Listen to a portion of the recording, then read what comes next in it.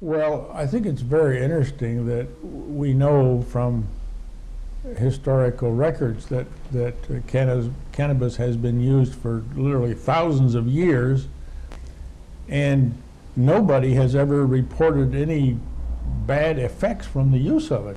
Yeah. And when you compare that to tobacco or to alcohol, there's absolutely no comparison between tobacco, alcohol, and marijuana. There's just absolutely none whatsoever.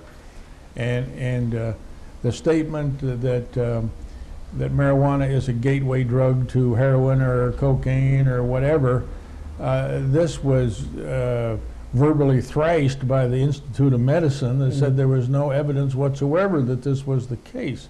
So I think the main thing that we're doing is supporting General McCafferty and a whole bunch of DEA agents who are making very high salaries and don't want to give up the game, as you might say. So the people that are making money on the marijuana issue are the DEA agents. So I guess the federal prisons, the guards in the prisons are probably also recipients of a lot of money from the marijuana business. So exactly. It's really a strange, absolutely bizarre situation that this has gone on, and I can't understand why some of these politicians in Washington, D.C. and elsewhere can't see this or understand it or whatever the right word is. I don't understand it. I was a battalion scout and point man, and any of you guys are veterans, you know what the hell a point man means. The life expectancy is about 30 minutes or so, something like that. And I was in a war history writing class with about 10 Vietnam guys, and I told them that I was a point man and scout. They says, "Oh no, you weren't." And I says, "God damn it, yes I was." And they said, "Nah, you weren't. If you were, you'd be dead." So here I am, mean as hell, and so forth.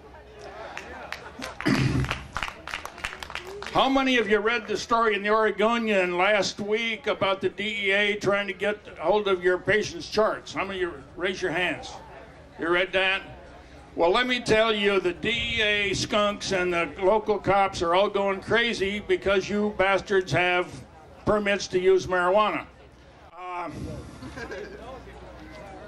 When the board took away my license in November 3 years ago, I was really disgusted with this because they thought that they were punishing me. They were not punishing me, they were punishing my 4,000 patients. And I get the idea that they were trying to stop the medical marijuana program. Marijuana is the best drug we have found so far for the treatment of PTSD. And within the last month, I just wrote an article that marijuana prevents PTSD suicides. And I got about 1,000 comments on it from all over the country. Well, you know, I was in the military, but I didn't see combat. But I do know, as a marijuana user, that when I smoke marijuana, I don't have dreams. Yeah. And when I quit using marijuana after a couple of days, I start to have some very vivid dreams. Yeah. So obviously, the use of marijuana will help. That is one of the worst symptoms of PTSD, and you probably wouldn't imagine what the second most important symptom is. What's that? Not being able to talk about what was your worst experience. Tell me about your worst experience.